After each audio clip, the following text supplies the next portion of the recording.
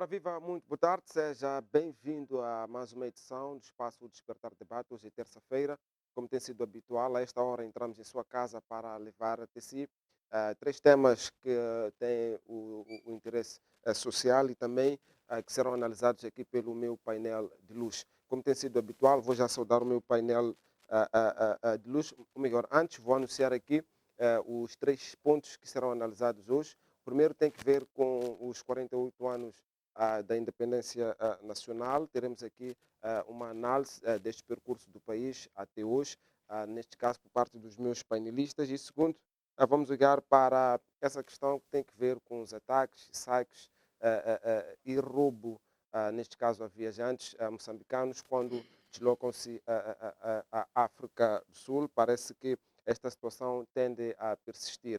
É um segundo ponto que vai merecer aqui análise. E o terceiro tem que ver com a questão dos conflitos de terra na capital do país, assim como na província de Maputo.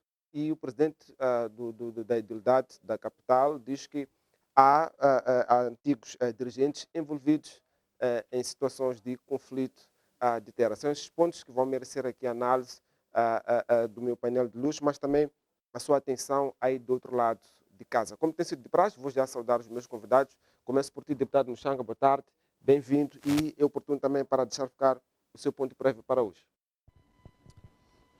Boa tarde a si, boa tarde aos colegas do painel, boa tarde a todo o povo moçambicano, boa tarde à internet e todos aqueles que nos assistem.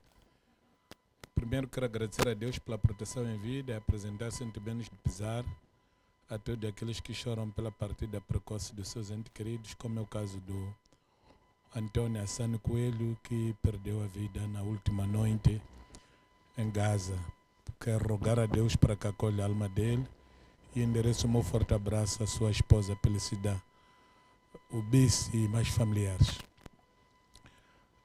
Indo concretamente à minha questão prévia, eu diria é a visita que estou a realizar às províncias de Maputo, Gaza e Inhambane, no âmbito da fiscalização da atividade governativa, o que tem me colocado em contato com os dirigentes do Estado, do nível provincial e distrital, nomeadamente o governador da província de Inhambane, o secretário de Estado de Inhambane, governadora de Gaza, secretário de Estado de Gaza e esta manhã o governador da província de Maputo e a secretária de Estado de Gaza, para além dos administradores dos vários distritos e gabinetes centrais de combate a representações dos gabinetes centrais de combate à corrupção naquelas províncias.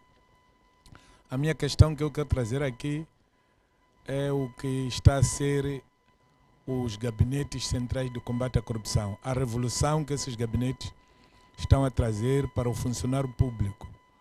Estamos a constatar com muita satisfação que os gabinetes de combate à corrupção estão se empenhando e estão a tentar moldar algum comportamento um pouco aceitável à maior parte dos funcionários do Estado. Lamenta-se que nesses últimos dias, contrariamente aos informes que nós tínhamos no passado, não havia magistrados envolvidos em atos de corrupção. E nesses últimos dias temos 2 magistrados em Inhambane e 2 magistrados na província de Maputo. É um bom sinal ouvir de um magistrado acusar os seus colegas de estarem a praticar atos de corrupção, porque aqui estamos a chegar à conclusão de que efetivamente há um trabalho que não discrimina.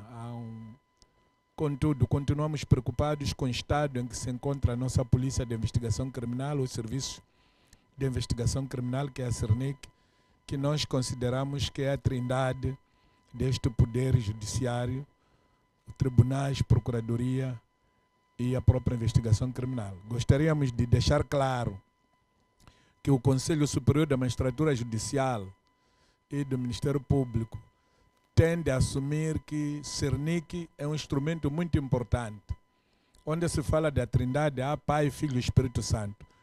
Então, se é que o tribunal se coloca como pai e a procuradoria como filho, então o Espírito Santo desta trindade é o Serviço de Investigação Criminal.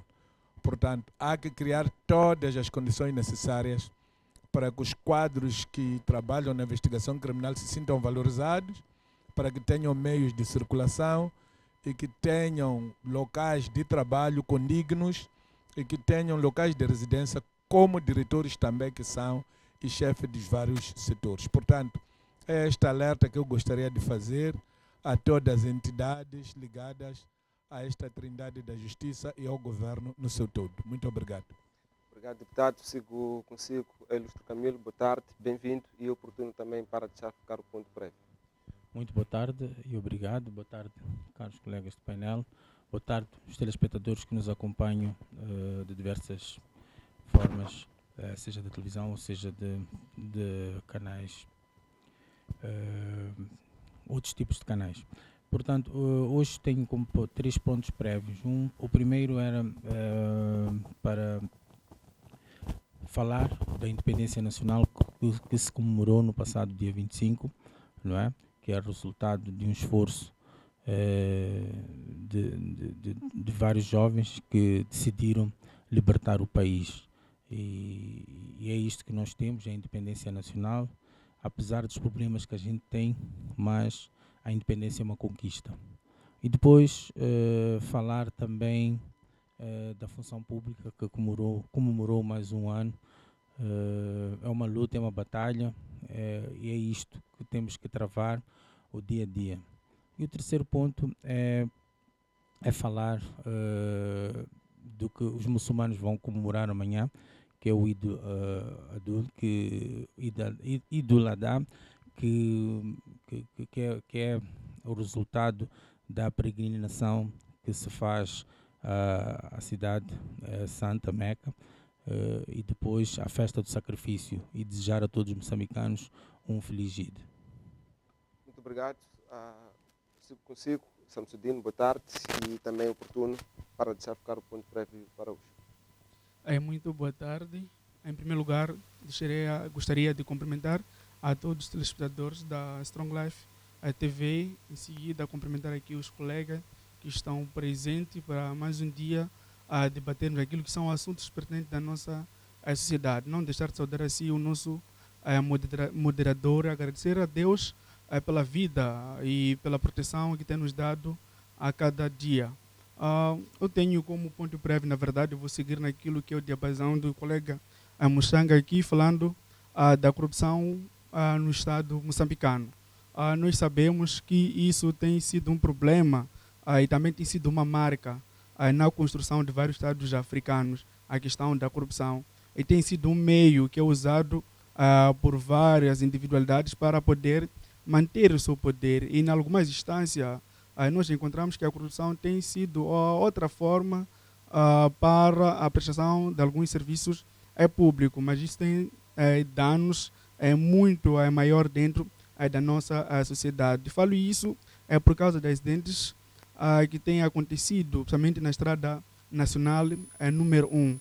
Eu acho que nos últimos dias verificamos cerca de 3 acidentes, 2 em Mbane, aqui em Gaza também, e agora que estou a ver, presenciei um acidente aqui no Alto Maé.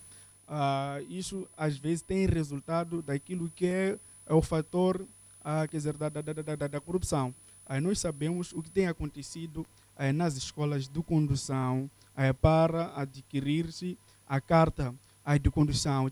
Também sabemos o que tem acontecido nas estradas quando tratamos da fiscalização por parte dos polícias de trânsito. Então, são fatores todos que vão desaguar na corrupção, que tem dizimado vidas de milhões de moçambicanos desde que fundamos este Moçambique como um Estado independente. Então, eu acho que, apesar de ser o hino de cada dia, mas deveríamos levar a sério esta situação de combate à corrupção, porque é uma situação que vem fragilizar as instituições, é uma situação que vem acabar com a vida dos moçambicanos. Então, era este o ponto prévio que eu tinha a dizer para o dia de hoje. Obrigado. Sigo consigo, João André, boa tarde. Oportuno também para deixar ficar o ponto prévio. Boa tarde a todos, boa tarde aos colegas, boa tarde ao senhor, boa tarde a quem todos estão em casa. O meu ponto prévio seria a posição da Ministra da Administração Pública, o seu posicionamento em relação aos salários, quando deixou referir que não havia nenhum problema em passar-se o longo feriado sem os salários. Dizer que há uma necessidade de fazer-se aquilo que é um estudo político, né, dos discursos que nós vamos tendo na televisão. Depois da revolução do Deng Xiaoping na China, muitos governantes chineses foram às Europas e aprenderam como se portar diante daquilo que são as câmaras, porque um pronunciamento como esse leva a um sentimento de frustração naquilo que são os funcionários públicos. Então, eu diria que não foi muito satisfatório ouvir aquilo de alguém daquele nível, daquele patamar político. Há uma necessidade de se perceber e regular aquilo que são os nossos discursos diante de uma insatisfação geral que tem se presenciado a nível nacional. Obrigado, João André. É momento sim de olharmos para o nosso primeiro tema, que tem que ver com os 48 anos da independência nacional. Vamos começar por analisar este percurso do país. Deputado Muxanga, começo por ti. São 48 anos, falta um pouco mais de 2 anos para o país atingir, neste caso, meio século da Constituição da República. Qual é a análise que faz do percurso do país de lá até cá? Bom, o percurso do nosso país foi um percurso que difícil de caracterizar. Aliás, uma das questões é esta que o jovem acaba de anunciar agora. Ministra da Administração Estatal e Função Pública. Uma ministra que 2 dias antes, dia 23, estava a fazer um bom discurso por ocasião do Dia do Funcionário Público. Para passar das 48 horas, voltar a fazer um discurso dessa natureza. Quer dizer, está a deixar a entender que não há dificuldades para processar salários.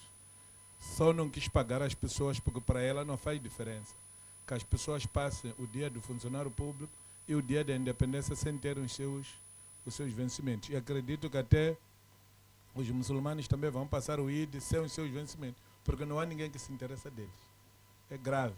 Grave ainda mais por ser uma mãe que é secretária do Comitê de Verificação do Partido do Frelimo. Um partido que tem responsabilidade de governar este país. Portanto, o nosso país, a construção do nosso Estado foi feita de vários salamalecos. Podemos começar pelo primeiro Estado construído, onde a primeira aposta foi escangalhar tudo o que o colono dizia-se querer escangalhar o colonialismo português. Esqueceram que a burocracia não veio com o colonialismo. A burocracia surge a partir da altura que o homem decide ser sedentário e começa a se organizar para ser governado, deixa de ser recoletor e caçador. E a partir desse dia começa a burocracia. Escangalhou-se a burocracia colonial, o que é que se trouxe? Viemos mais tarde para o escangalhamento da tabuada e da aritmética, o que é que estamos a ter na educação. Depois está-se a escangalhar hoje a saúde, a nossa saúde pública. Deixa muito a desejar e toda pessoa, a cada dia que nasce, a cada dia que passa, está com o coração na mão, porque não sabe o que é capaz de encontrar no hospital, o que é capaz de ser feito pelos médicos, pelos enfermeiros e pelos outros servidores do Sistema Nacional de Saúde. E aqui também encontramos um discurso desprezível feito pelo ministro da área, e nós já havíamos dito neste programa que o ministro da Saúde, Sozinho, não tinha solução para os problemas de saúde. Lamentavelmente, quem governa, quem assumiu o compromisso de que ia cuidar de todos os moçambicanos e que não iria deixar nenhum moçambicano morrer, não está a prestar atenção daquilo que são os seus maiores compromissos. Portanto, queria, através deste microfone, apelar ao Presidente da República para aplicar um pouco a sua esferográfica na demissão ou exoneração de algumas pessoas, iguais à Ministra da Administração Estatal, iguais à Ministra iguais ao Ministro de Saúde, que não conseguem nos trazer soluções aos problemas que há pouco contam o povo moçambicano e passam a vida a criar-nos problemas. Muito bem, Ilustre Camilo, olhando para aquilo que são os setores do país, qual a análise que faz dos desenvolvimentos e retrocessos? Bom, primeiro ia dizer que nós temos somos uma geração de desafios e de compromissos, porque herdamos uma série de problemas, não é? E nós temos que contornar isto. E para isso nós temos que mudar aquilo que eu diria, ou chamaria de paradigma de formulação das políticas públicas, não é? Que só assim que nós podemos, de certa forma, dar volta a estes problemas todos que nós temos pela frente, estes desafios todos que nós temos pela frente, como o combate à pobreza, como o combate à corrupção. Temos que procurar uma educação de qualidade e para termos uma educação de qualidade temos que ter pessoas qualificadas para poder dar esta educação de qualidade. Temos que tentar, de certa forma, alavancar a nossa economia que não está boa. Temos uma série de desafios que não são poucos, e é isto que nós temos que olhar para os próximos anos. Precisamos trabalhar em prol também da defesa nacional, temos que aceitar que o nosso país está exposto depois daquilo que foi as dívidas ocultas. O nosso país ficou exposto em termos de defesa e segurança. Nós temos que trabalhar muito em torno disto. O Muxanga falou da questão da Cernic, que precisa de meios para poder exercer aquilo que são as suas funções. Temos que olhar para aquilo que é uma polícia judiciária, para que a nossa Procuradoria-Geral não dependa da Cernic para poder colmatar aquilo que são os problemas e os dossiês que tem por cima da secretária. Temos que melhorar o nosso sistema de justiça. Quer dizer, temos grandes desafios para além de problemas básicos, porque temos zonas que ainda têm problemas de água potável, há zonas que não têm energia. Então, são uma série de problemas, de desafios que nós temos, e temos que nos comprometer em poder alcançar para que possamos trazer aquilo que um dia nós tivemos em Moçambique, que são as indústrias. Nós tínhamos, até posso afirmar de boca cheia, que se calhar tínhamos todo tipo de indústrias em Moçambique, desde aquelas mais pequenas até aquelas mais pesadas. O que teria falhado para a inexistência destas indústrias, neste caso a continuidade da execução dos produtos que eram lá produzidos? Eu, não posso afirmar categoricamente, mas pelo aquilo que eu vejo, li e crescia vendo, foi falta ou falha de políticas para podermos manter esta robustez que nós tínhamos e poder desenvolver o nosso país. Hoje reclamamos, falamos, barafustamos por aquilo que são recursos naturais. Se nós tivéssemos mantido aquilo que herdamos do colonialismo português, se calhar hoje não seria um grande problema esta questão dos recursos naturais. Se calhar já teríamos, já fôssemos capazes de lidar com muita naturalidade esta questão dos recursos naturais. Então, nós fomos atrasando cada vez mais o desenvolvimento da nossa economia, e isto temos que dar uma palmatória. Temos que ir atrás de prejuízo. Agora, como? Temos que definir as nossas políticas e, acima de tudo, para que nós ultrapassemos isso, temos que ter uma educação de qualidade. Só com ciência é que a gente consegue alcançar o que quer que seja. E depois, uma coisa que nós temos que definir para o nosso país, se calhar falta, é uma política, eu não sei como diria isto, projetar o nosso país, não digo a curto, porque a curto é o que a gente faz, mas a médio e longo prazo, e que cada ciclo governamental dê uma continuidade a esta projeção que a gente faz em termos de objetivos e perseguirmos aquilo que é os objetivos sustentáveis das Nações Unidas.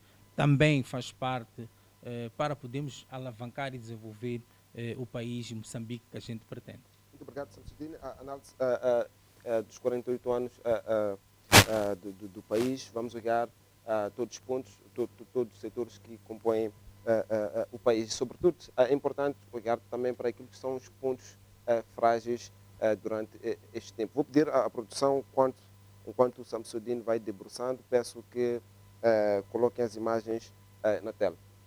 Exatamente. Olhando para aquilo que são os 48 anos da independência de Moçambique, eu acho que este é um momento de reflexão. Reflexão na medida em que nós passamos de vários processos para a construção do Estado moçambicano, para o Estado que nós temos hoje. Até eu costumo dizer que Moçambique teve aquilo que é a melhor independência dentro da África Austral, diferente dos países como a África do Sul, assim como a Zimbábue. Moçambique, quando alcança a independência, tinha um pouco de tudo para dar certo. Mas qual foi o problema? Foi a implementação daquilo que são as políticas que deveriam dar seguimento à construção de uma nação. Nós sabemos em que momento ou em que circunstância Moçambique vai alcançar a sua independência. Numa altura em que já a própria Frelimo já tinha perdido aquilo que é a figura de Eduardo Mondlane, a figura de Horácio Simão, conforme vem nas imagens que eu pedi aqui, a direção da Strong Life.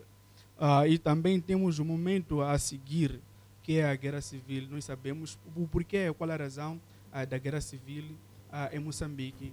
Foi devido àquilo que a falha da implementação de certas políticas ou das ideologias que o país preferiu seguir naquela altura.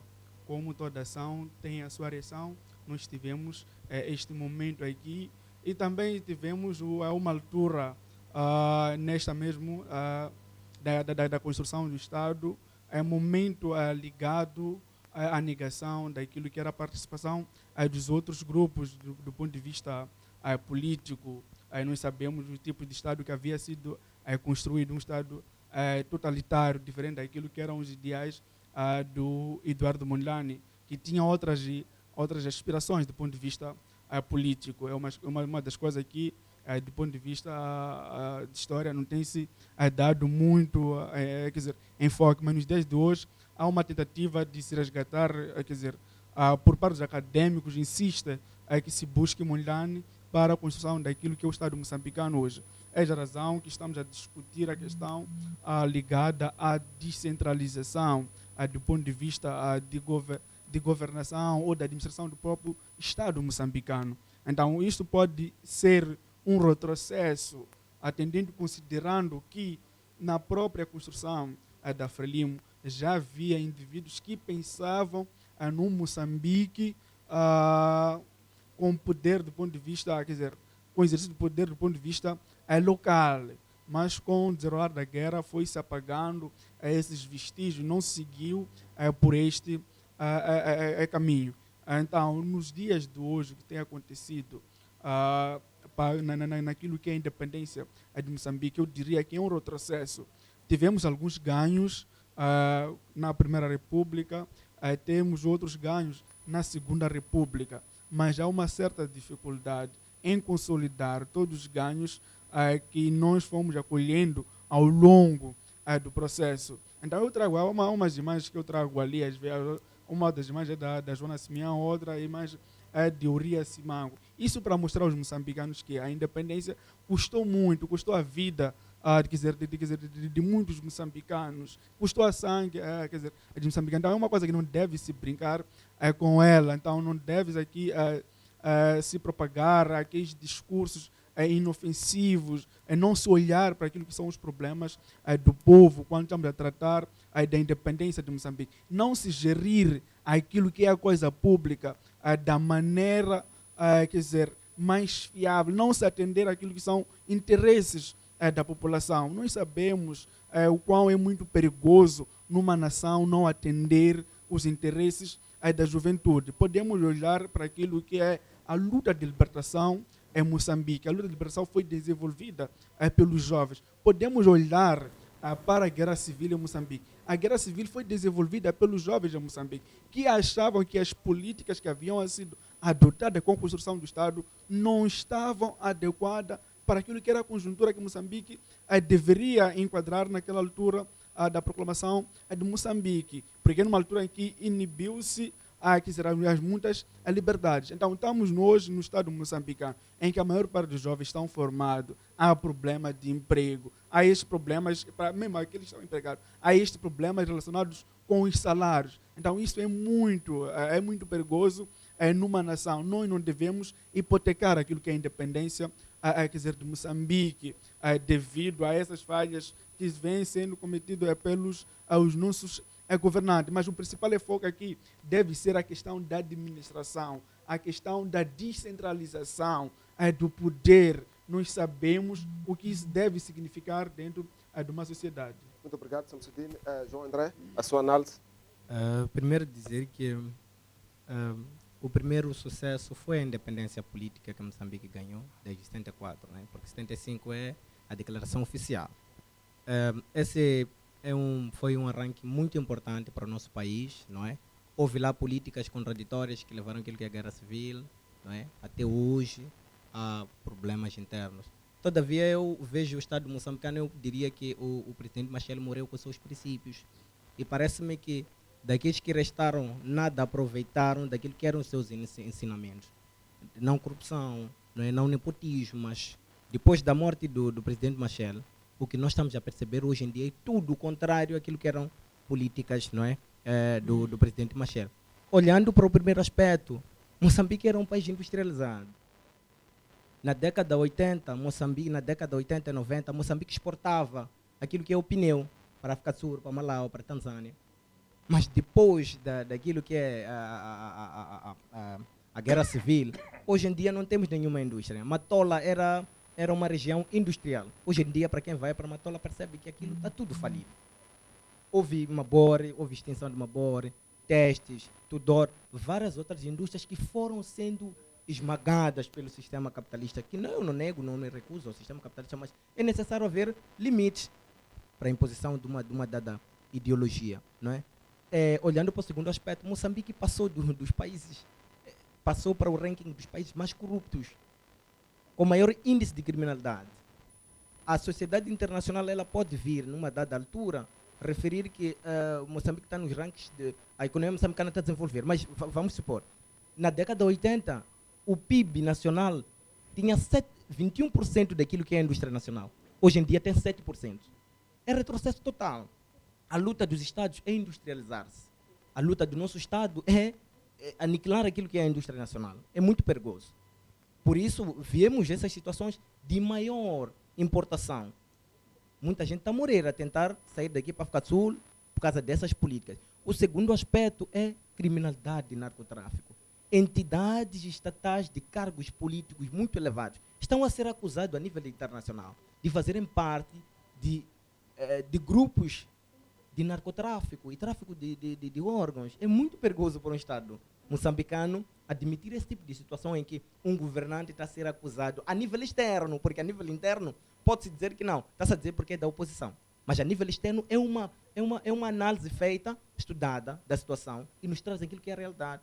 A pena é porque a maior parte desses artigos vem em inglês e geralmente é difícil, não é? Para quem não é muito bom entendedor de inglês, ler essas obras, mas existem na internet mesmo, na Google. Estamos a ver onde é que estamos. Criminalidade. Nampula passou de via de tráfico para a produção. É muito perigoso para um Estado pequeno, um Estado que tem menos de 50 anos. Olha, pode-se dizer que por causa da guerra civil houve aquilo que é o retrocesso, mas ok, vamos fazer uma análise. De 94 para cá, já passam mais de 5 anos, já passam mais de 25 anos. O que eu estou a perceber durante esse todo o período não é desenvolvimento, é retrocesso. Porque pode-se justificar que de 75 para lá havia esse problema de guerra civil, destruição da infraestrutura, tudo bem, ok. De 94 para cá, o que é que se fez? Não se construiu nenhuma indústria.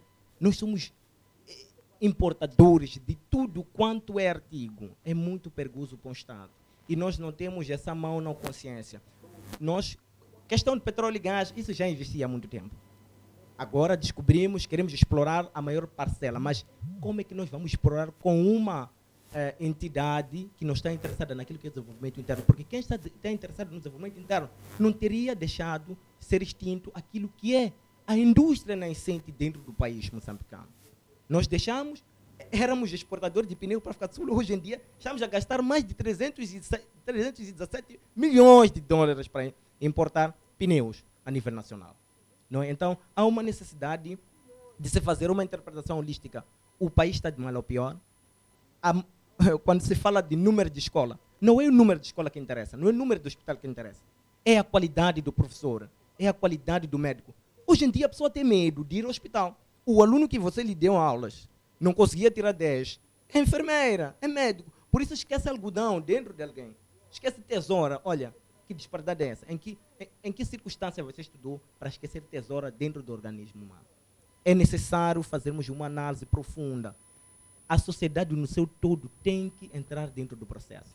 Que não nos barrem, porque temos ideias, o povo tem ideias, as oposições têm ideias, as entidades não governamentais têm ideias. Tem que se acolher. Não é vergonhoso ouvir a opinião de alguém e aceitá-la e adotá-la. Se o objetivo é o desenvolvimento, por que tem que ser sempre políticas de um dado partido que tem que serem levados em conta? Muito obrigado, João André. Deputado Changa, sigo mesmo consigo. Havendo esta revisão das políticas de industrialização, há condições, poderemos ter condições do país ter uma liberdade financeira e talvez o orçamento do Estado não depender de ajuda externa? O mais importante agora é passarmos para a produção e produtividade. Primeiro, há que redefinirmos aquilo que nós somos. Nós somos um país com características próprias agronômicas. Nós temos comida para produzir, comer, exportar. Não estamos a conseguir produzir para comer. O arroz que nós estamos a comer não é de Moçambique. O milho que estamos a comer não é de Moçambique. A batata que estamos a comer não é de Moçambique. A cebola que estamos a consumir não é de Moçambique. Para não falar de trigo e outros produtos estratégicos. Então eu penso que temos que apostar muito aqui. E depois vamos partir paulatinamente para a industrialização. Que tipo de indústria que nós queremos? Eu estive no choque, tirei lágrimas quando passei de Leão, onde havia fábricas de laticínios, onde havia fábricas de pequenas coisinhas assim, indústria ligeira alimentar, que já não existe. Quer dizer, claramente, este governo veio partir o pouco que o Colombo tinha deixado. Nós tínhamos aqui na Matola uma refinaria de petróleo. Nós não comprávamos petróleo, vinha crude para Moçambique. Depois todo o produto era refinado aqui, tirava-se o jet, a gasolina, o gasóleo, o petróleo e as escórias que sobravam eram usadas para asfaltar as estradas. Hoje em dia, mesmo o asfalto nós temos que comprar fora, porque não temos, destruímos isso. Então, precisamos de trabalhar muito, precisamos de passar. O que está-se a construir mais em Moçambique são armazéns.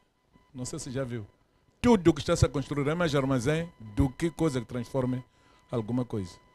Nós tínhamos aqui, por exemplo, em matéria de vestes, tínhamos a Texlon, tínhamos era Texlon, tínhamos a Riopela aqui no Maracuene.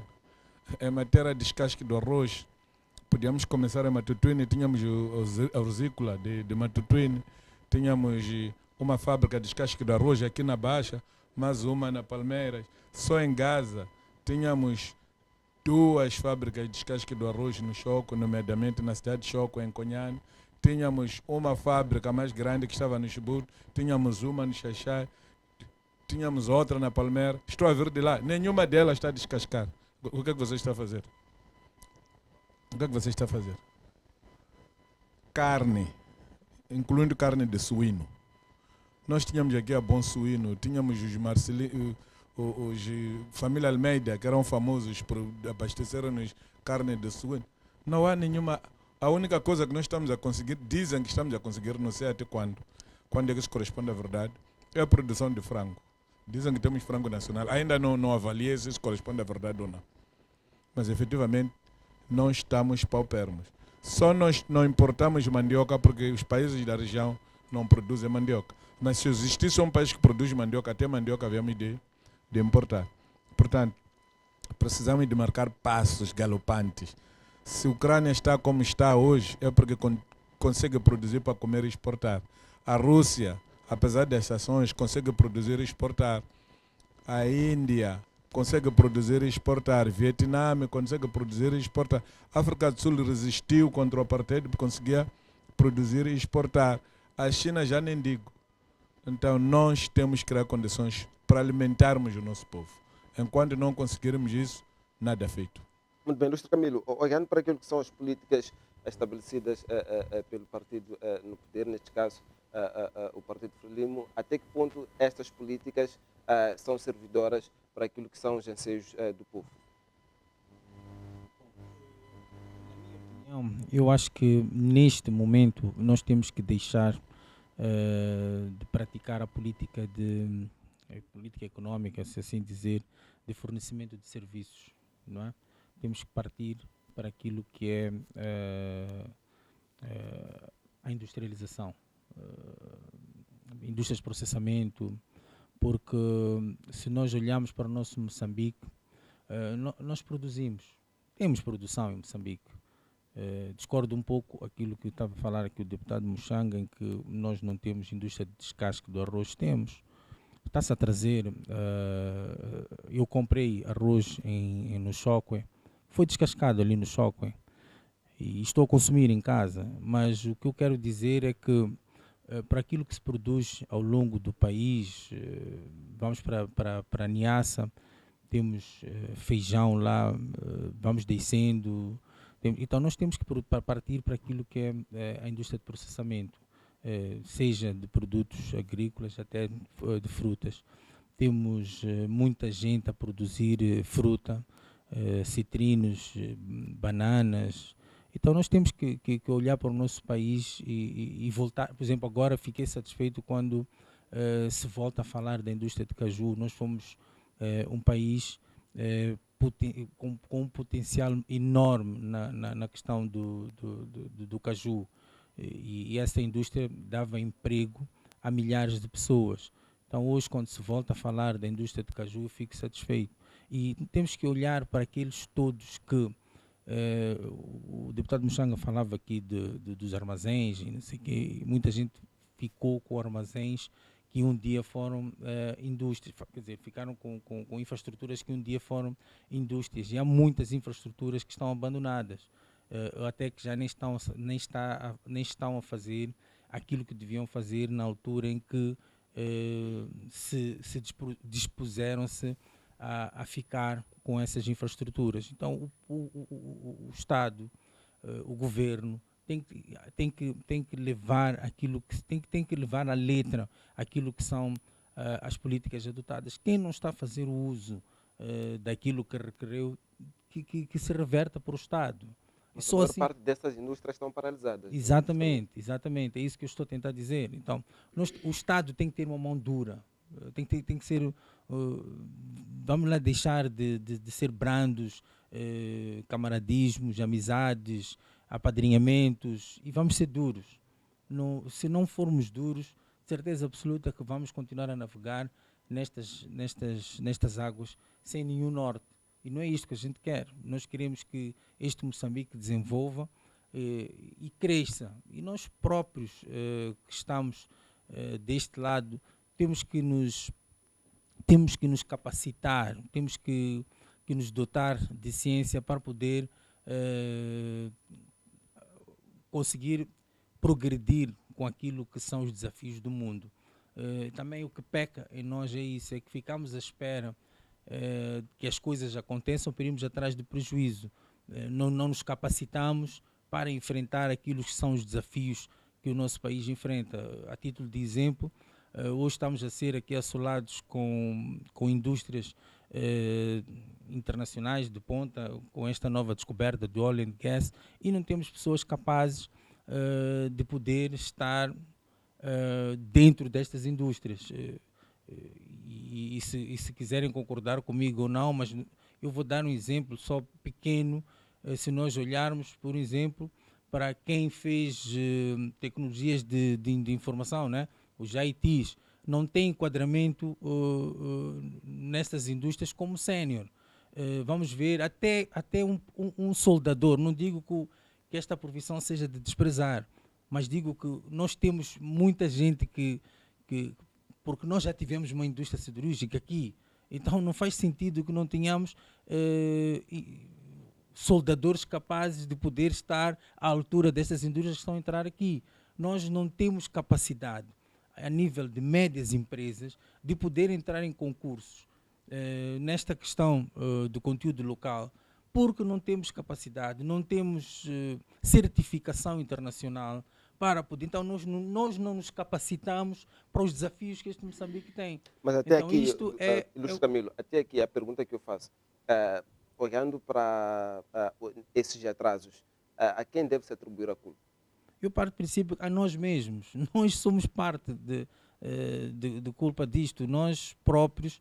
Aliás, nós somos poucos para aquilo que são os desafios que este Moçambique tem. Então, temos que dar a mão à palmatória que nós próprios somos culpados, independentemente se alguém, um partido ou um governo esteve à frente, mas nós próprios somos culpados. Porque nem lidar com dossiês, contratos internacionais, nós não tínhamos capacidade para isso.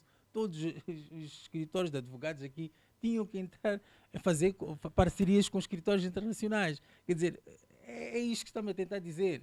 Podemos olhar e apontar dedos, mas eu acho que temos que apontar dedos a nós mesmos. Que não temos Eu não vou poder me apontar dedo porque não tenho culpa nenhuma sobre algumas coisas. Por exemplo, a industrialização que se fez na província de Maputo foi a criação de 2 fábricas de bebida. Uma que está em Bobola e a outra que está na entrada de Maracuene. É um grande investimento em tecnologia de ponta, para os jovens poderem beber de 1 de janeiro a 31 de dezembro. Se calhar possa ser esse o grande apoio que tem. Na área da agricultura, o que está-se a produzir mais na província de Maputo, que não deixou, é a cana-de-açúcar. E vem um novo veneno agora, que é a banana. O serviço dos moçambicanos já acordarem de manhã, irem carregar banana, andarem nas ruas, andarem a vender. Os hectares do arroz que eram produzidos só em Matutuine, hoje nem são lavrados, mais ou menos 0,5%. Para não falar desta baixa aqui de Palmeiras também, que tinha extensas machambas de produção de arroz do Inácio de Souza, para não falar das machambas que estão a seguir na Macia, onde tem uma grande empresa de produção do arroz, e depois, para não falar de Xaixai, onde também tem uma fábrica grande de arroz, cujo dono já falecido é um grande membro da Frelimo, está a servir de armazém, de caixa de cerveja, de bebida, de handling, a entrada à direita. Aquilo é a fábrica de descasque do arroz. Eu trabalhei ali. Para não falar da empresa agrária de Magula, não falar da empresa agrária de Macaretane, de Chibuto, para não falar da empresa agrária de Massavase, de Leonde, de Mascoloane, de Chilembene, de Okwe, de Chiguidela. Quer dizer, contar é querer. Então, esses locais todos que eu estou a falar, não haviam 10 nem 20 tratores. Eram dezenas de tratores, eram dezenas de autocombinados. Sabe que no Choco havia até pequeno sistema de pulverização para afugentar uns pássaros nas machambas do arroz. Hoje em dia nem sequer um pedaço. João Mosca, eu conheci João Mosca em 1985, quando as machambas já não produziam o suficiente. Um ano antes de Samora morrer, João Mosca era diretor lá. E pergunta a ele quanta gente que ele geria. Quantos tratores João Mosca geria? Só no complexo agroindustrial do Lipompo. E para além de outra empresa que andava na zona baixa, do Baixo Lipompo, onde o diretor até era o irmão mais novo do presidente Chissano, o Irinque Chissano, que já é falecido. Então, quando nós estamos a dizer que agora já não está a produzir, estamos a dizer coisas que nós conhecemos. Ali naquela fábrica onde o senhor foi comprar arroz, passei de lá também, na quinta-feira, comprei um saco de arroz, apanhei pessoas sentadas a jogar em chuva. Não havia tempo de alguém sentar ali a jogar em chuva, quando a fábrica de casca do arroz estava a funcionar. E aquela fábrica nem era local para eu entrar para comprar um saco de arroz de 25 quilos. Ali entravam caminhões para comprarem arroz para fornecer uns armazenistas, para os armazenistas poderem distribuir a cadeia comercial e a cadeia comercial, que são as lojas, começaram a distribuir a população. Quando você começa a entrar na fábrica para ir comprar uma quantidade comestível da tua casa, tem que começar a admirar que alguma coisa anda mal. É assim como se fazem as análises macroeconômicas, é assim que você pode ter um pensamento positivo para poder desenvolver o país. Muito bem, Samsudeen e João André, só para sairmos deste tema, se o país voltar a industrializar-se, há condições de deixarmos de depender dessas ajudas externas, olhando para o FMI, também para o do Banco Mundial? Eu acho que nessa altura será bem difícil Moçambique voltar a se industrializar. Quer dizer, qual a perspectiva que eu vou desenvolver para este prognóstico? Temos que ter em conta aquilo que é o desenvolvimento do mundo e aquilo que Moçambique tem abraçado nos últimos dias. Eu acho que a tentativa tem sido mais dizimar aquilo que são as indústrias em que o próprio Estado moçambicano, assim como a população moçambicana, teria capacidade de gerir. Estamos a falar agora das indústrias extrativas, mas nós sabemos que por baixo de todas essas indústrias extrativas temos tido aquilo que é, quer dizer, assolamento de grandes investimentos da população. Podemos olhar um exemplo mais básico na província de Gaza, principalmente em Chibuto. Para se dar entrada ao projeto da Areia Pesada, teve-se que eliminar, ou quer dizer, há muitos cajueiros que foram cortados. Nós sabemos qual era o benefício desses cajueiros para com a sociedade e como que a sociedade poderia gerir de forma local. Então, olhamos para aquilo que é o desenvolvimento das areias pesadas. Qual tem sido, quer dizer, a quem vão os ganhos dessas indústrias extrativas na nossa população. Quando olharmos para aquilo que é o impacto dessas atividades do ponto de vista local, não tem se notado de uma boa forma, não tem se mostrado aquilo que são os números de desenvolvimento, tanto do distrito, assim como da própria cidade de Chibuto. Ao contrário disto, o que nós encontramos no meio da população é que há muita gente que vai perder aquilo que era o seu pão de cada dia.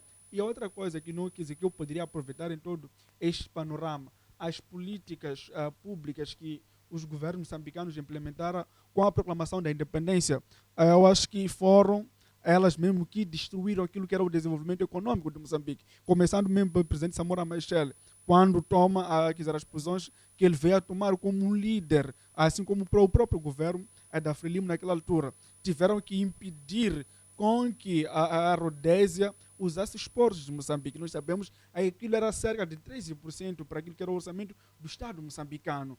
Tiveram que diminuir aquilo que era o número dos moçambicanos nas minas sul-africanas. E também, por atender a esses todos os problemas, aquilo que foi a guerra civil, fruto daquilo que foi a implementação das políticas, nós tivemos aquelas empresas que tiveram que sair, as linhas, são linhas férreas que eram produzidas aqui em Moçambique, tiveram que sair para se instalar em outros países onde havia paz, onde havia tranquilidade. Então, são esses pequenos aspectos que não devemos pegar. A questão básica e fundamental para o desenvolvimento do Estado tem a ver com a planificação do ponto de vista político. Nenhuma ação individual vai surtir efeito enquanto que as políticas não permitem com que o indivíduo tenha sucesso. Isso pode se verificar naquilo quando o indivíduo quer implementar um simples negócio dentro do Estado moçambicano. Nós temos visto aquilo que é a burocracia. Isso tem, criado barreiras para que a sociedade consiga registrar uma determinada empresa. É a razão que nós verificamos aqui o desenvolvimento do mercado informal, o que é mau para um Estado, porque há muita coisa que vai se perder aqui, a questão da coletação dos impostos, mas em virtude disto que vem acontecer com esta burocracia toda, isso vai causar o que? A corrupção dentro do Estado moçambicano. Muito obrigado, Samsudeen. João André? Dizer que é possível, sim, desenvolver-se. Se formos a ver, Japão, a Operação Meiji durou 20 a 30 anos. Qatar durou 20 anos para desenvolver-se. É uma questão de organização estatal. Aqueles que não podem têm que sair. Aqueles que podem têm que ficar e fazer com que o Estado ande. Porque dizer que é o número da população é mentira. Moçambique não tem nem o número de população que a Alemanha tinha antes da Primeira Guerra Mundial. Nós não temos uma população que vai dizer que está a subcarregar o Estado. Existe, basta querermos, tem que haver mudança política. E nós podemos ter uma mudança política, reestruturarmos as políticas governamentais, termos outros tipos de reformas. Mas enquanto o governante é corrupto, enquanto o filho do governante é que vai lhe suceder depois da sua saída, essas políticas não servirão. Porque políticas já foram desenhadas. Vários estudiosos já escreveram, existem planos quinquenais e tanto. Mas as pessoas nem conhecem. Aqueles que deveriam conhecer essas políticas não têm noção. Então o Estado é possível desenvolver, desde que a gente assuma que tem pessoas erradas em lugares certos, no momento errado em que eles já não têm capacidade para fazer aquilo que é o desenvolvimento interno. Porque a industrialização tem que haver, o externo sempre vai fazer pressão para ganhar vantagem. Quando as indústrias nacionais foram à falência, a África do Sul ficou feliz, satisfeito, devido àquilo que seria a sua maior exportação. Mas nós temos que, a China desenvolveu dentro de um leque de desafios. Várias empresas norte-americanas e europeias foram desaguar na China. A China conseguiu, através disso, tirar proveito e hoje é a segunda maior economia. Vai para a primeira economia. Então, é uma questão de nós estudarmos. Por que nós temos parceria com a China? Tigres asiáticos. Por que a gente não pega essas políticas, adequamos a nível nacional? Não podemos fazer isso porque não há uma agenda política. Eu lhe digo, se formos a perguntar grandes quadros estatais, qual é a sua ideia de desenvolvimento sem assessoria, assim, num bate-papo normal, não lhe vai dizer coisa com coisa. Significa que há uma falha. A pessoa entrou num dado ministério, não tem nem ideia suficiente do que ele deveria fazer. Em termos de educação, podemos falar de números. Mas que educação? Tem crianças da 10ª classe que não sabem ler nem escrever. Tem colega, eu estudei com uma colega da 12ª, o professor saiu da sala. Disse, se eu ficar aqui, tu vais voltar para a primeira. Abandonou a sala. Então, não temos como desenvolver. Porque a FMI, Banco Mundial, ONU, sempre vão se sobrepor ao Estado. O que nós temos que fazer é aproveitarmos disso, como a China fez, como os tigres asiáticos fizeram, como o Qatar fez, como a Arábia Saudita fez. Então, são esses aspectos que nós temos que aproveitar da pressão externa. Nunca vamos ficar livres da pressão externa. Então, a partir disso, nós podemos tirar benefício. A indústria petrolífera vai nos trazer vários benefícios, mas não vai nos trazer se aqueles que vinham se aproveitando do Estado continuarem a se aproveitar do Estado. Porque o que está a acontecer, a questão do Cabo Delgado em 2013 já se sabia que tinha problemas, mas deixou-se passar. Vai deixar passar um problema numa zona que se descobriu petróleo. Gás, a propósito, não faz sentido. Significa que a cadeia de comando, há uma fratura aqui. Não só, se o problema fosse gás, em Inhambane teria guerra. Se o primeiro gás a ser descoberto aqui neste país foi de Inhambane, por que em Inhambane não há guerra? Guerra em Cabo Delgado. Nós temos que acabar com o empresário de James Bond. Vamos para a CTA, vamos pegar pessoa por pessoa. Você está aqui, está a fazer o quê? Qual é a tua empresa? Não tem empresa? Rua. Você está aqui, está a fazer o quê? Sou assessor. Assessor de quê? Rua. Porque a nossa imagem, além fronteiras, é feita a imagem daqueles mafiosos que andam a se fazer de empresários em todo o cacito. Pessoas que todos os dias estão atrás do presidente da República. Não tem empresas efetivas? Não tem. Há muita gente na CTA que não tem empresas. A empresa dele é a pasta dele. Não tem empresa nenhuma. Estão ali. Vamos fazer isso, vamos à Câmara de Comércio. Vamos verificar se efetivamente aquelas pessoas estão ali, são empresários ou não. Não há diálogo, não conseguem trazer nenhum parceiro para aqui. Porque o parceiro consegue perceber que aqui só vou enterrar meu dinheiro. Não tenho parceiro nenhum, é um charlatão que está à minha frente. É a história do filho de um pastor quando vai se meter com um curandeiro. Tem que perceber que você está a lidar com os mortos. Os mortos nunca fazem milagre. Quem faz milagre é Jesus. É por simplesmente isso. Nós temos um problema muito sério aqui neste país. É por causa disso que você está a ter muitos empresários a deixarem de ser empresários para serem políticos. Em países onde a coisa funciona, a pessoa sai da política para ser empresário. Nunca é deixar de ser empresário para ser político. Porque quando você faz isso, já está a inverter. Muito obrigado, deputado Muchanga. Vamos sair para o nosso segundo tema, em termos, olhando para aquilo que é a nossa gestão de tempo. O presidente do município de Maputo, Enéas Comite, diz que há dirigentes, antigos dirigentes, envolvidos em diversas situações ligadas a conflitos de terra. Luís Camilo, começo mesmo por ti, olhando para aquilo que é a necessidade dos jovens para a aquisição de um espaço para, se calhar, erguer uma habitação. Entretanto, nos encontramos com esta denúncia por parte do edil da capital do país. Qual é a sua análise? Bom, o presidente Comício não nos está a trazer uma novidade, não é? Porque isto já vem se arrastando há muitos anos. E ele tem a faca e o queijo na mão para poder resolver este tipo de situação. Ele não pode vir ao público ajudar-nos a chorar. Tem que encontrar soluções para isto. Então, o presidente Comício, quando vem chorar com o povo, é porque não tem soluções. Mas ele tem uma série de políticas, tem um livro onde pode reverter esse tipo de situação. Se existe conflito de terra, se existe usurpação de terra, se existe isso tudo que ele vem falando,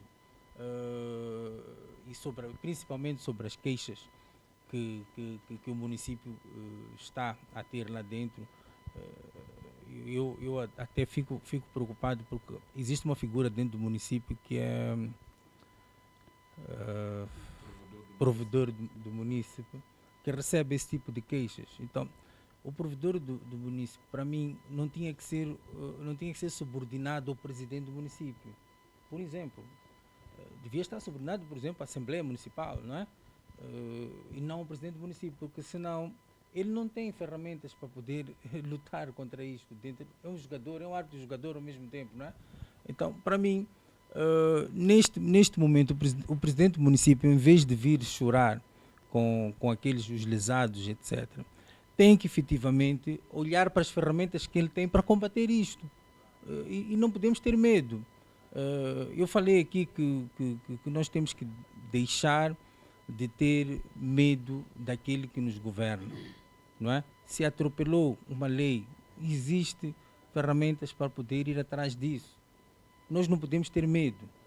O maior problema deste país é que temos medo de usar as ferramentas disponíveis porque nós fomos postos naqueles lugares e não conseguimos combater quem nos pôs no lugar, não é? Então, este tipo de situação tem que acabar no nosso país. Nós não podemos ter pessoas a servirem, a serem servidores públicos indicados. O servidor público tem que saber qual é a sua função, ou então concorre para aquele lugar, em vez de ser apadrinhado, não é? Porque quando há esses apadrinhamentos, quando nos debatemos com uma determinada situação, e olhamos que é o Camilo, afinal, que é o dono deste sítio, deste problema, acabamos por nos afrouxar. E isto não pode acontecer. Doa quem doer. Para nós podermos ir para um caminho de desenvolvimento, para um caminho de credibilidade, para um caminho seguro, nós temos que ter a iniciativa de usar as ferramentas que nós temos para combater esse tipo de atitude. Bem, João André, a sua análise? Em relação a isso, eu diria primeiro que ele deveria primeiro nos dizer aqueles terrenos dos nossos avós, o gado que foi levado depois da guerra. Isso aconteceu, nós sabemos, nossos pais, nossos avós contam. Houve muita usurpação do terreno e do espaço dos nossos avós que não tinham poder para fazer face a eles. Hoje em dia nos vêm com essas histórias, ok, o que é que ele quer ganhar com isso? Porque na verdade, há meses atrás, tem uma senhora que vinha reclamando na televisão. Usurparam o seu espaço. E quem usurpou? Faz parte do partido no poder. Então, não é só dizer, tem que indicar. É o fulano e o beltrano. E tomar-se medidas públicas, porque ele saiu em público. Quer resolver a situação, que seja em público. Nos traga as pessoas em público, que haja uma sessão em público. É assim como nós devemos trabalhar. Se ele quer mudar o âmbito político, que seja isso. Eu acho que ele, no cargo em que está, não deve a ninguém. Sabe, chega um ponto em que você já não pode abocanhar-se aquilo que já vinha tendo. Ele está num cargo de renome. Tem que saber se impor. Porque deixando assim, como camarada, as coisas vão andando. Há realmente usurpação. Vai para o Albazina de ver quantas quintas existem. Não tem dono aquilo, mas no dia que alguém meter o pé ali, você vai descobrir quem é o dono. Então existe. Agora, luta entre eles, isso eu não sabia. Mas de que nossos pais, nossos vizinhos sofrem com isso, sofrem, e nós sabemos. Então, ele se quer tomar uma atitude que não fale. Sabe, um governante não é para falar, é para agir. Porque ele tem conhecimento, ele não vai dizer sem juízo do valor das coisas. Ele tem que nos trazer e indicar as pessoas. Porque não é antigo governante. Muito bem, Samsudin. Exatamente. Eu olhando naquilo que é o discurso do presidente Nias Comis na cidade de Maputo, eu acho que este é o momento em que ele está, quer dizer, é o discurso em que ele está a usar para fugir daquilo que é a sua responsabilidade. Porque nós sabemos o que é que ele vem afirmando a mais abaixo em relação a esse assunto. Ele diz que o assunto devia ser resolvido do ponto de vista nível local, interno, a nível local. interno, nos distritos municipais. Eu acho que isso quer dizer, é uma tentativa de fuga do próprio presidente do município de Maputo. E numa altura muito certa em que nós deveríamos fazer aquilo que é a avaliação das políticas públicas implementadas por este presidente durante este mandato. É um presidente que prometeu o Tsunami Maputo, e do Tsunami Maputo não se viu nada. E também há uma outra situação que nós podemos verificar há dias relacionado com aquelas senhoras do mercado do peixe que vinham reclamando sobre os seus espaços. Então, essa situação que nós temos verificado dentro da nossa sociedade, cria-se primeiro uma política de terra que não faz sentido para que o indivíduo possa ter aquilo que é a posse de terra e fazer aquilo que são suas necessidades. E também há essa tentativa dos dirigentes, ou esses antigos dirigentes referidos pelo idil da cidade de Maputo, criar ali aquilo que eu chamaria de asas para sobrepor diante da população, usurpar daquilo que são os espaços da população.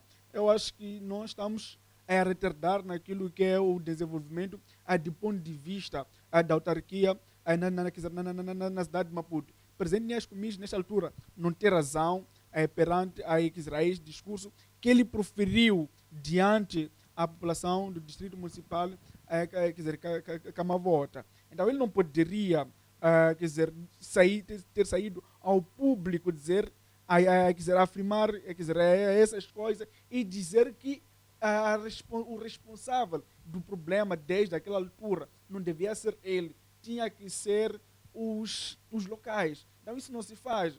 Isso, quer dizer, um presidente, aquele que é responsável por uma autarquia, deve estar em primeiro quando se trata dessas questões, para solucionar aquilo que são os problemas do povo. Mas o presidente Comis aqui veio, atirou a toalha, que fiquem a resolver na vossa sociedade, porque eu não estou... Quer dizer, ele demonstrou um sinal de incapacidade de resolver aquilo que são problemas públicos. Então, sendo idil de uma cidade, isso não se permite, isso não se tolera. E esta é uma altura muito exata em que ele veio ao público, porque é uma altura em que a juventude já vem a reclamar aquilo que foi a sua promessa quando da campanha eleitoral, prometeu habitação aos jovens. É uma coisa que é difícil de se ver. Os jovens são habitados em zonas em que não há condições para ter aquilo que é um meio de transporte, onde não há condições para ter aquilo que é a energia, onde não há condições para ter aquilo que são as necessidades básicas. Eu costumo chamar de desenvolvimento como as necessidades básicas que o indivíduo precisa ter para satisfazer aquilo que são os seus objetivos. Estamos a falar da energia, estamos a falar da estrada, mas vamos lá ver. Vamos ao Parque do Desempenho. Que tipo de transporte sai para Macamel? Que tipo de transporte sai para Santa Isabel? Então, são situações que não devem se aceitar dentro da nossa sociedade e também não devem se tolerar que um indivíduo, um presidente, venha a dar essas afirmações nessa altura. Muito obrigado, Samsudin. Deputado Mchanga, a sua análise? Bom, eu penso que, efetivamente, definitivamente, o presidente Comis atirou a toalha ao chão. Nós já sabíamos que ele ia perder este jogo. Primeiro, a sua idade não lhe confere muita energia positiva para poder fazer o que ele tinha planificado. Eu sabia que quando ele se candidatou, queria qualificar Polana Caniço, vender aquilo para as embaixadas. E parece que nem isso conseguiu fazer. E agora anda aí frustrado. Mas é uma questão muito interessante.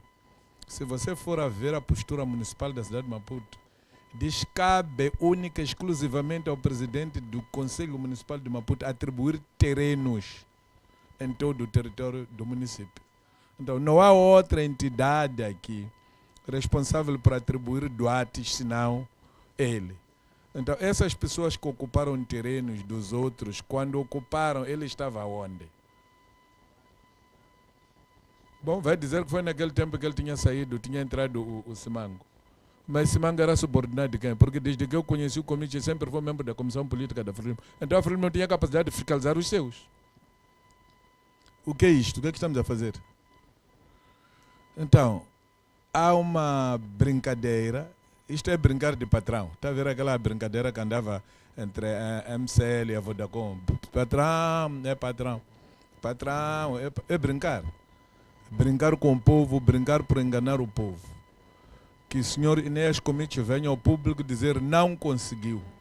E atira a toalha ao chão e solicitar ao povo moçambicano para apostar em candidatos de outros partidos. Porque o partido dele, Frelimo, não tem solução para os problemas de habitação na cidade de Maputo. Olhando mesmo para a continuidade do discurso do presidente do município de Maputo, quando diz que estas situações não são da sua alçada, até que ponto? Porque trata-se de altos dirigentes que talvez um simples cidadão não tem condições de talvez fazer face a este problema. Até que ponto isto pode ser resolvido? Não são da alçada dele, são da alçada de quem? Se compete a ele, única e exclusivamente, atribuir terrenos na cidade de Maputo. Por que não revoga os doates dessas pessoas que ocupam terrenos dos outros? Porque ele tem esse poder. Experimenta você pegar um emprego qualquer, tentar ocupar qualquer espaço aqui, para ver se ele não vai anular o seu doate. Para uns ele tem o poder de anular, para outros não tem. O que é que estamos a fazer? Então, neste país há cidadãos da primeira categoria, há outros da nona categoria. Tem uns da primeira categoria que são aqueles que nasceram vestidos de Adidas pelos seus pais, e outros da nona categoria que são esses que nasceram descalços. Então, esse discurso também é insultuoso. Eu penso que ele tende a aceitar que atira a toalha ao chão por causa do envolvimento do seu partido Frelimo em atos de corrupção maiores. Então ele não tem como. Eu conheço muitos terrenos, por exemplo, estamos a falar lá de Cambuquani, Camavota, aliás, incluindo aqui na Catembe, incluindo aqui nos Chamanculos. Ora, quando você está a sair naquela zona da Mafalala, depois de atravessar a Avenida Cor de Lusaka, entre a Cor de Lusaka e a Avenida Angola, há conflito ali, daqueles sítios onde construíram armazéns, quer dizer, garagens de viaturas. Há um velho que reclama aquilo ali, o tribunal já lhe deu razão. Os donos, quem são os donos daqueles parques ali, que estão a arrendar aqueles para paquistaneses e burundeses, são funcionários do Conselho Municipal de Maputo. Agora, ou ele está envolvido, ou não está a conseguir, que ele seja sério. Não fica bem uma pessoa da idade do Comite, que Deus lhe abençoou, lhe deu o direito de viver 80 anos e andar a mentir para as pessoas. Porque isso pode criar problemas para Deus poder o penalizar. E eu sei quando Deus zanga, toma medidas muito sérias. Então, que pare de mentir, assuma as suas responsabilidades. Indique-nos com clareza quem são as pessoas que andaram a arrancar os terrenos dos outros e faça a questão de caçar os doates dessas pessoas, retire os terrenos e devolva aos seus legítimos donos. Muito bem. Ilustre Camilo, só para sairmos deste ponto, acha que é tempo de fazer-se uma revisão das políticas de aquisição de terra, sobretudo para os jovens? Em 30 segundos, só para sairmos deste tema, acha que o governo municipal, assim como o governo central, deve talvez unir-se e mudar aquilo que são as políticas de aquisição de terra? Bom, essas reformas que está aqui a tentar dizer são importantes, mas acho que o problema neste caso não são as reformas, é efetivamente a aplicação da lei. E nós temos de ser severos, aquilo que eu disse, nós temos de ser severos quanto a isso. Porque a pauta municipal em relação a esta questão de quem adquiriu o doate, quem tem um projeto, quem se não faz tem um determinado tempo, tudo isto está pautado, está lá. Nós é que não estamos a ir atrás disso e fazer cumprir a lei. Então, o que falta neste momento é vontade, não sei se é político ou municipal, de ir atrás desses assuntos, porque o que nós vemos que o município está preocupado mesmo é com as viaturas mal estacionadas ou outro tipo de situação. Temos os carros dos municípios a andar a perseguir pessoas mal estacionadas e pôr aquelas chamuças e até rebocar viaturas. Temos uma empresa municipal que presta serviços ao município, pelo qual se calhar até nem sabe qual é o seu verdadeiro papel no meio disto tudo, não é? Nesta questão de parcerias público-privado.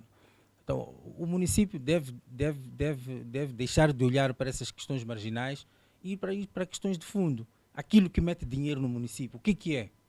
Parque imobiliário da cidade de Maputo ou do município de Maputo. Fazer um inventário como deve ser. Comprar um programa ou contratar uma empresa especializada para este tipo, porque só pelo parque imobiliário da cidade de Maputo, acho que o município tinha condições de poder fazer valer muitas coisas pelos quais hoje está a queixar, até a questão que acabamos de presenciar agora, na semana passada, a questão dos salários. Então, o município, neste momento, está amarrado por si mesmo, por não conseguir valer-se por aquilo que tem como instrumento para ir buscar e desenvolver esta cidade de Maputo. Então, o que tem que pautar neste momento o município de Maputo, o elenco, neste caso de gestão do município de Maputo, tem que fazer, se calhar, dar a mão ao palmatório e dizer que efetivamente não conseguiu, porque o município de Maputo tem tudo para dar certo. Muito obrigado, Ilustre Camila. É momento sim de ligarmos para o nosso último tema. Vamos analisar a questão que tem que ver ligada a estas situações de ataques a viaturas com matrículas moçambicana e são situações que até bem pouco tempo eram tidas como resolvidas. Entretanto, parece que continua a persistir esta situação. Começo por ti, João André. Como é que analisa este ponto, uma vez que tanto do lado moçambicano, assim como do lado sul-africano, os transportadores e os viajantes particulares continuam a sofrer estas emboscadas? É assim, eu lembro-me de um dia do discurso do senhor Mchanga a dizer que aqueles que roubam carros na África do Sul, né, que estão dentro do partido, deveriam devolver porque isso ia trazer problemas. Não deram ouvido. Numa das entrevistas, um cidadão que não tem relação nenhuma com a política disse que os malfeitores, chamados Challenge, estão a dizer que porque os carros roubados vêm aqui e para fazê-lo é feita uma investigação, são encontradas, mas para regressar na África do Sul é muito difícil. Os custos são muito elevados. Então, o que é que eles pensam? Que é uma coadunância entre os criminosos e o próprio governo. Então, qual é a melhor forma de se atingir o governo? Estratégia simples, atingindo a população. Então, há uma necessidade de se sair em público. Quem é criminoso tem que sair. Tem que se mostrar quem. Houve lá uma investigação, descobriu-se um dos esquadrões, do chefe, mas olha, não é só uma única pessoa que faz isso. Não é o único esquadrão que faz isso. Um esquadrão que tem capacidade de cortar uma cerca na fronteira para sair. Tem ligações políticas.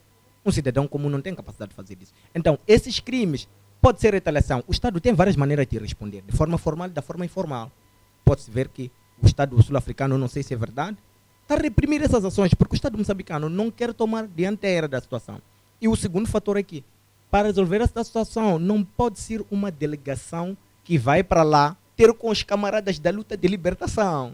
Não é isso que tem que se fazer. Tem que se fazer uma comissão que vai para lá sem olhos, de olhos vedados, com papel para resolver a situação. Se nós chegamos como camaradas, estudamos juntos, estivemos juntos na luta de libertação, as soluções não vêm.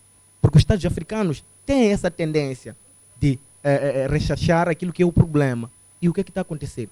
Uma senhora disse assim, se o país pudesse me dar emprego ou tivesse condições, eu não voltaria à África do Sul. É de tirar lágrimas isso.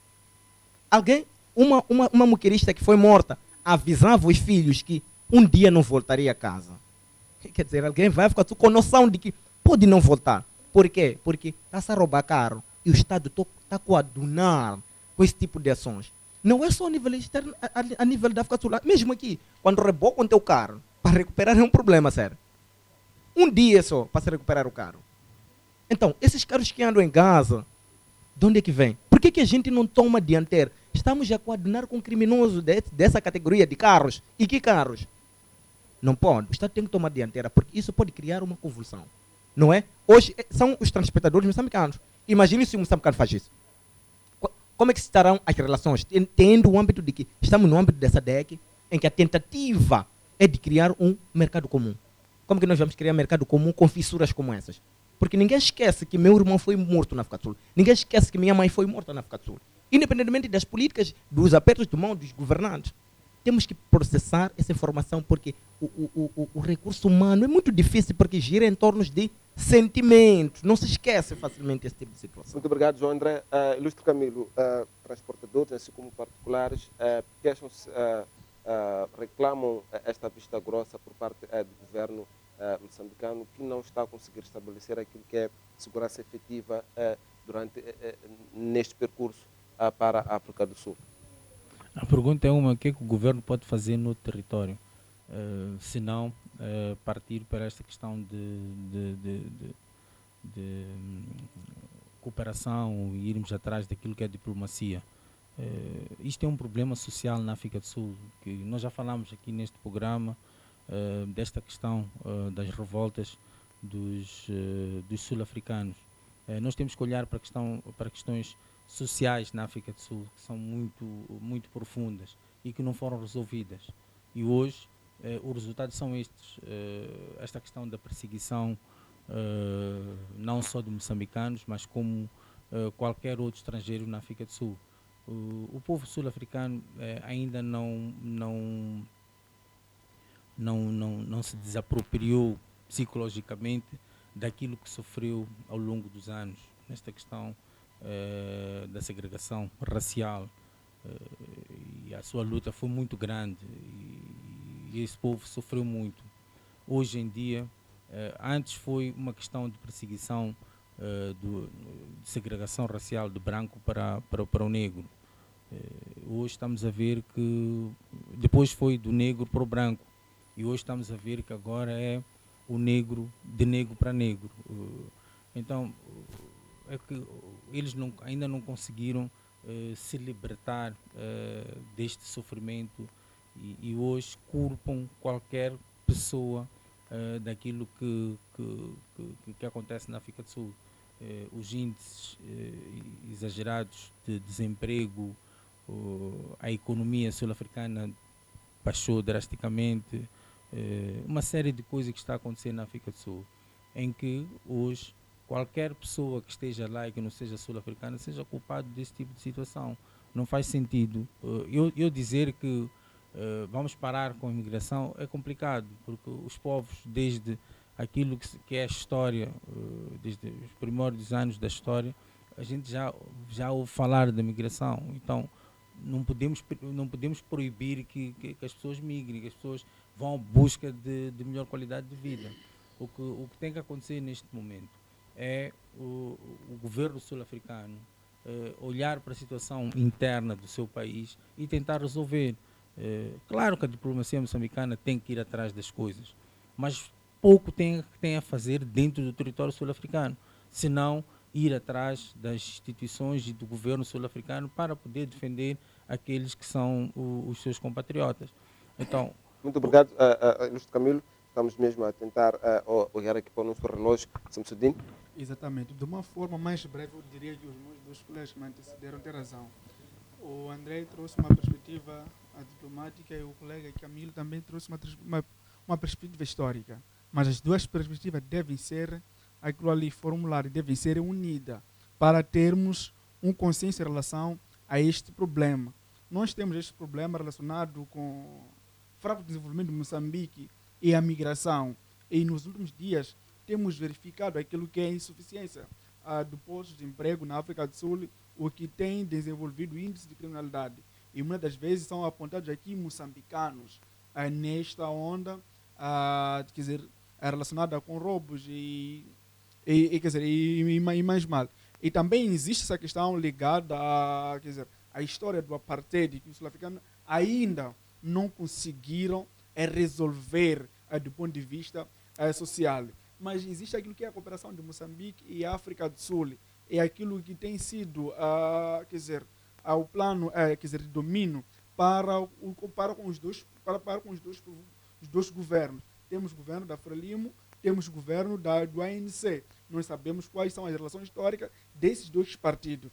será que é possível que o governo da Frelimo faça aquilo que é o juízo de valor em termos de prestação de conta para poder fazer valer aquilo que são direitos humanos? Porque estamos aqui a tratar de direitos humanos que são violados, quer dizer, no território sul-africano. Estamos a falar de vidas que são dizimadas. Estamos a falar quer dizer, de indivíduos, outros sem culpa, que são mortos. Então, aqui há uma incapacidade do governo moçambicano poder dialogar quer dizer, com o governo sul-africano, atendendo, considerando aquilo que é quer dizer, a questão da irmandade dos dois partidos. O outro problema, qual é? É a questão de, quer dizer, deste governo por incapacidade de prover aquilo que é o emprego para com os seus, quer dizer, seus cidadãos, vai permitir que os seus cidadãos sofram essas atrocidades no outro lado, quer dizer, do muro. Então, se houvesse políticas mínimas de fornecimento de emprego para os moçambicanos, nós diminuiria aquilo que é a questão de imigração para a África do Sul. Também diminuiria esses problemas aqui. Então, essa é a questão que nós devemos ter em conta como moçambicanos. Muito obrigado, Samsudin. Deputado Mchanga. Bom, eu penso que parte da solução já foi avançada. Eu recordo-me que na década 70, 80, 60, havia angolanos que trabalhavam na África do Sul. Mas quando o governo angolano começou a perceber que não havia bom ambiente, porque os boers andavam a comprar angolanos para irem fazer guerra contra o governo angolano, Angola cancelou. Disse, ninguém mais. Essas coisas de Tebas existiam em Angola, foram canceladas. Acabou. Malawi também. Malawi também. Bom, quando eu cheguei em Malawi, para África do Sul, em 87, malauianos até existiam, 89 até 90. Mas quando começou a história de que os malauianos são os que estavam a proliferar HIV na África do Sul, o Malawi também disse que isso era um insulto e cancelou. Mas a questão de fundo que me preocupa a mim é quem são as pessoas que estão na vanguarda disto, a atacar carros? Pelas imagens que eu vi, são jovens de menos de 30 anos.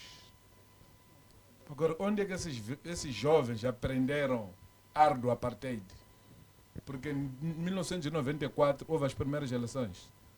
Então, 94 para 2000 passam 6 anos. E 6 anos mais 23. Então são 29 anos. Então, acho que alguma coisa aqui anda mal. Então não podemos dar culpa ao apartheid de uma coisa que o apartheid não tem. Alguma coisa anda mal nas nossas relações com a própria África do Sul. Ou nós estamos aqui a fazer o mesmo discurso que costumamos fazer sobre os americanos, porque de dia a Frelimo, quando quer dinheiro, sabe respeitar os americanos e à noite insulta os americanos. Quando é para dar dinheiro via FMI, via Banco Mundial, para programa de tuberculose, SIDA, malária, assistência médica, aí sim, os americanos são bem-vindos e são bons parceiros. Mas volta e meia, quando é alguma coisa diz direitos humanos, nós não quisemos imposições de americanos. Então, se os sul-africanos tiverem se apercebido que nós somos um governo não consequente, um governo sem juízo, que não sabe o que quer, podem se aproveitar disso para fazerem estes desmandos todos estão a praticar. Eu não vejo, sinceramente, quem é o estrangeiro que está a tirar emprego a quem na África do Sul. Porque a maior parte das pessoas que estão a ser atacadas na África do Sul não tem emprego formal. Todo ilegal que está na África do Sul não tem emprego formal. Aqueles que têm emprego formal estão todos eles protegidos, porque vivem em condomínios ou vivem em companhias tipo internamento. Eu nunca ouvi nenhum mineiro a queixar-se disso, porque o mineiro nem usa o carro com matrícula moçambicana. Então são simples compradores de mercadorias, esses que vão lá comprar uma e outra coisa para virem revender no país. Então, isto é a história de descarregar a sua cólera. Seria disputa de cadáveres, né? Se calhar por uma gaveta na casa mortuária. Um cadáver que tira outro cadáver para o chão e começa a esmagar. Então, não podemos deixar esta mentalidade de que o problema é do apartheid. A diplomacia moçambicana não funciona para o benefício do povo moçambicano. Isso sim. Porque se estivesse a funcionar, os moçambicanos também deviam ter reposto. Não são autorizados a repor por quê? A repostar por quê? Porque nós temos a maneira de que somos civilizados. Civilizados quando estamos a morrer. Então penso que é mais ou menos isto que nós temos que ter. E depois ficou claro aqui que o nosso governo gosta muito de estar ao lado de quem pratica crimes.